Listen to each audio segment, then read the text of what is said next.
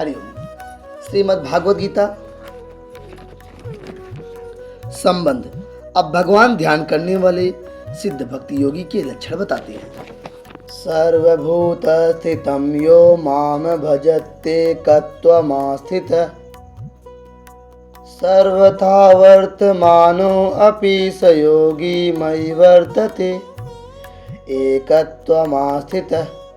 पूर्व श्लोक में भगवान ने बताया था कि जो मेरे को सब में और सबको मेरे में देखता है उसके लिए मैं अदृश्य नहीं होता और वह मेरे लिए अदृश्य नहीं होता।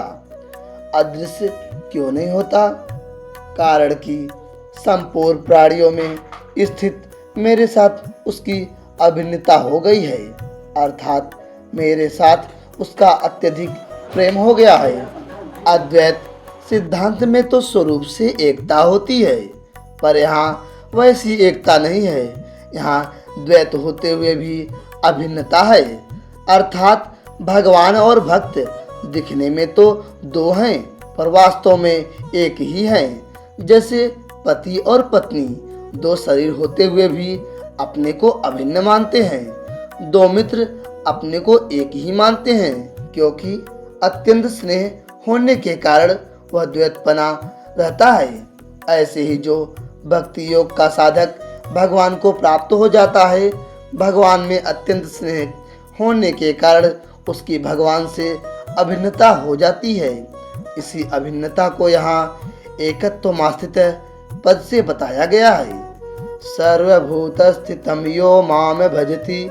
सब देश काल वस्तु व्यक्ति घटना परिस्थिति आदि में भगवान ही परिपूर्ण हैं, अर्थात संपूर्ण चराचर जगत भगवत स्वरूप ही है। वासुदेव सर्वम 7वें अध्याय का 19वां श्लोक है, यही उसका भजन है। सर्वभूत स्थितम पद से ऐसा असर पड़ता है कि भगवान केवल प्राणियों में ही स्थित है, परंतु वास्तव में ऐसी बात नहीं है। भगवान केवल प्राणियों में ही स्थित नहीं है, प्रत्युत संसार के कण कण में परिपूर्ण रूप से स्थित हैं। जैसे सोने के आभूषण सोने से ही बनते हैं, सोने में ही स्थित रहते हैं और सोने में ही उनका पर्यवसान होता है, अर्थात सब समय एक सोना ही सोना है। परंतु लोगों की दृष्टि में आभूषणों की सत्ता अलग प्रतीत होने के कारण उनको समझाने के लिए कहा जाता है कि आभूषणों में सोना ही है। ऐसे ही सृष्टि के पहले, सृष्टि के समय और सृष्टि के बाद एक परमात्मा ही परमात्मा है, परंतु लोगों की दृष्टि में प्राणियों और पदार्थों की सत्ता अलग अलग प्रतीत होने के कारण उनको समझाने के लिए कहा जाता है कि सब प्राणियों में एक परमात्मा ही है, दूसरा कोई है ही नहीं। इसी वास्तविकता को यहाँ सर्वभूत स्थितं माम पदों से कहा गया है। सर्वथा वर्तमानो अपि स योगी मयि वर्तते। वह शास्त्र और वर्ण आश्रम की मर्यादा के अनुसार खाते पीते सोते जागते उठते बैठते आदि सभी क्रियाएं करते हुए मेरे में ही बरतता है, मेरे में ही रहता है। कारण कि जब उसकी दृष्टि में मेरे सिवाय दूसरी कोई सत्ता ही नहीं रही, तो फिर वह जो कुछ बर्ताव करेगा उसको कहाँ करेगा? वह तो मेरे में ही सब कुछ करेगा। 13वें अध्याय में ज्ञान योग के प्रकरण में भगवान ने यह बताया कि सब कुछ बर्ताव करते हुए भी उसका फिर जन्म नहीं होता। सर्वथा वर्तमानो अपि न स भूयो अभिजायते। 13वें अध्याय का 23वां श्लोक। और यहाँ भगवान ने बताया कि सब कुछ बर्ताव करते हुए भी वह मेरे में ही रहता है। इसका तात्पर्य यह है कि वह संसार से संबंध विच्छेद होने की बात है और यहाँ भगवान के साथ अभिन्न होने की बात है।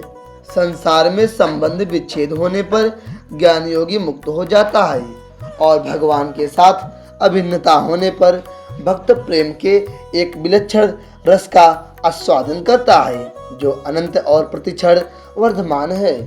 यहाँ भगवान ने कहा है कि वह योगी मेरे में बर्ताव करता है, अर्थात मेरे में ही रहता है। इस पर शंका होती है कि क्या अन्य प्राणी भगवान में नहीं रहते। इसका समाधान यह है कि वास्तव में संपूर्ण प्राणी भगवान में ही बरतते हैं। ज्ञान में तो दो होकर एक होते हैं, पर भक्ति में प्रेम के विलक्षण आनंद का आदान प्रदान करने के लिए, प्रेम का विस्तार करने के लिए एक होकर दो हो जाते हैं। जैसे भगवान श्री कृष्ण और श्री जी एक होकर भी दो हैं, भगवान में ही रहते हैं, परंतु उनके अंतकरण में संसार की सत्ता और महत्ता रहने से वे भगवान में अपनी स्थिति जानते नहीं, मानते नहीं। अतः भगवान में बरतते हुए भी, भगवान में रहते हुए भी उनका बर्ताव संसार में ही हो रहा है। अर्थात उन्होंने जगत में अहंता ममता करके जगत को धारण कर रखा है। येदम धार्यते जगत, गीता 7वें अध्याय के 5वां श्लोक। वे जगत को भगवान का स्वरूप न समझकर, अर्थात जगत समझकर बर्ताव करते हैं। वे कहते भी हैं कि हम तो संसारी आदमी हैं, हम तो संसार में रहने वाले हैं, परंतु भगवान का भक्त इस बात को जानता है कि यह सब संसार वासुदेव रूप है। अतः वह भक्त हरदम भगवान में ही रहता है और भगवान में ही बर्ताव करता है। परिशिष्ट भाव, भक्त संपूर्ण जगत को परमात्मा का ही स्वरूप देखता है। उसकी दृष्टि में एक परमात्मा के सिवाय और किसी की सत्ता नहीं रहती। उसके लिए दृष्टा, दृश्य और दर्शन तीनों ही परमात्मा स्वरूप हो जाते हैं। वासुदेव सर्वम, गीता 7वें अध्याय का 19वां श्लोक। इसलिए जैसे गंगा जल से गंगा का पूजन किया जाए, ऐसे ही उस भक्त का सब बर्ताव परमात्मा में ही होता है। जैसे शरीर में तादात्म्य वाला व्यक्ति सब क्रिया करते हुए शरीर में ही रहता है, ऐसे ही भक्त सब क्रिया करते हुए भी परमात्मा में ही रहता है। आगे 13वें अध्याय में भगवान ने ज्ञान योगी के लिए कहा है, सर्वथा वर्तमानो अपि न स भूयो अभिजायते।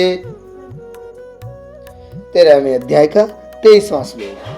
और यहाँ भक्त के लिए कहा है, सर्वथा वर्तमानो अपि स योगी मयि वर्तते। तात्पर्य हुआ कि ज्ञान मार्ग में तो जन्म मरण मिट जाता है, मुक्ति हो जाती है, पर भक्ति मार्ग में जन्म मरण मिटकर भगवान से अभिन्नता होती है, आत्मीयता होती है। इसी भाव को गीता में इस प्रकार भी कहा गया है, तस्या अहम न प्रणश्यामि स च मे न प्रणश्यति। 6वें अध्याय के 30वां श्लोक। प्रियो ही ज्ञानिनो अत्यर्थमहं स च मम प्रिय। 7वें अध्याय का 17वां श्लोक। ज्ञानी त्वात्मेव मे मतम। 7वें अध्याय का 18वां श्लोक। ज्ञानी त्वात्मेव मे मतम। 7वें अध्याय का 18वां श्लोक। हे ए भजन्ति तु मां भक्त्या मयि ते तेषु चाप्यहम्। 9वें अध्याय का 29वां श्लोक। ज्ञान मार्ग में तो सूक्ष्म अहम की गंध रहने से दार्शनिक मतभेद रह सकता है, पर भक्ति मार्ग में भगवान से आत्मीयता होने पर सूक्ष्म अहम की गंध तथा उससे होने वाला दार्शनिक मतभेद नहीं रहता। न स भूयो अभिजायते, में स्वरूप में स्थिति का अनुभव होने पर केवल स्वयं स्वरूप रहता है, और सयोगी मयि वर्तते, में केवल भगवान रहते हैं, स्वयं योगी नहीं रहता। अर्थात स्वयं योगी रूप नहीं रहता, प्रत्युत भगवत स्वरूप रहता है। संबंध, भक्त सब बर्ताव करते हुए भी मेरे में कैसे बर्ताव करता है, यह आगे के श्लोक में बताते हैं।